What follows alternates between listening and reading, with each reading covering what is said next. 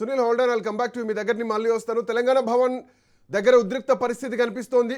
తెలంగాణ భవన్ దగ్గర హరీష్ రావును పోలీసులు అడ్డుకున్న విజువల్స్ రాజ్ న్యూస్ స్క్రీన్ పైన ఎక్స్క్లూజివ్గా చూడొచ్చు. సో భారీ జనాలు పూర్తిగా కాన్వాయ్లతో ఉన్నారు. సో భారీగా కార్లు కూడా ఉన్న వెనకాల చూడొచ్చు. Complete traffic jam.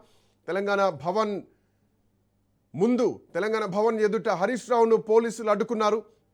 So Harish Rao మంత్రులు మా కోసం ఎదురు చూస్తున్నారు, మేము వెళ్ళాలి అంటూ పోలీసులను అడిగారు. సో పోలీసులు మాత్రం అడ్డుకున్నారు. భారీ బలగంతో హరీష్ రావు బయలుదేరారు.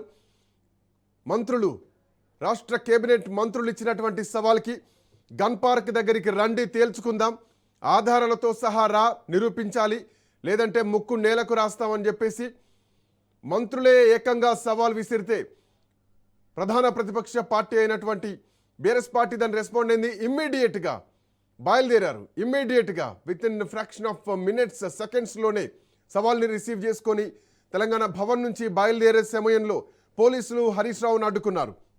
సో మరోవైపు జూపల్లి కూడా తెలంగాణ భవన్కే వస్తానంటూ సవాల్ విసిరారు.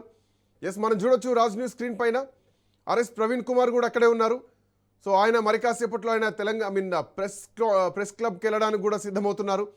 సో ప్రెస్ క్లబ్కు వెళ్ళనిస్తారా, లేదంటే ప్రధాన ప్రతిపక్ష పార్టీ నాయకులంతా కూడా ఈరోజు బీఆర్ఎస్ భవన్లోనే, తెలంగాణ భవన్లోనే ప్రెస్ మీట్ పెట్టి తమ దగ్గరనటువంటి ఆధారాలను చూపిస్తారా?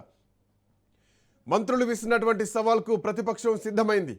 ఆధారాలతో సహా వస్తున్నామంటూ హరీష్ రావు తన దగ్గరనటువంటి ఆధారాలను చేతిలో ఆ పేపర్స్ని పట్టుకొని బయలుదేరారు. మంత్రులు పిలిచారు, వెళ్ళనివ్వండి అంటూ పోలీసుని రిక్వెస్ట్ చేశారు. బట్ పోలీసులు మాత్రం హరీష్ రావును అడ్డుకున్నారు.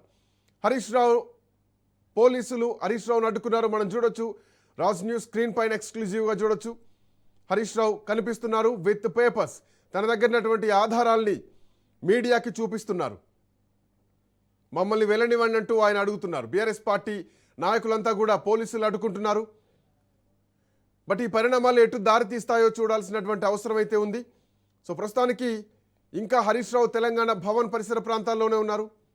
అక్కడి నుంచి పోలీసులు అడ్డుకుంటున్నారు. ఎస్, వీళ్ళని కాదని బీఆర్ఎస్ పార్టీ నాయకులు రోడ్ క్లియర్ చేస్తున్నారు. పోలీసుల్ని తప్పించి రోడ్ క్లియర్ చేసే ప్రయత్నం చేస్తున్నారు. హరీష్ రావు వెహికల్ని ఫ్రీ చేస్తూ ముందుకెళ్లేటువంటి ప్రయత్నం చేస్తున్నారు. బట్ పోలీసులను తప్పుకొని ఈ వెహికల్ గన్ పార్క్ వరకు చేరుకునేటువంటి అవకాశం ఉంటుందా?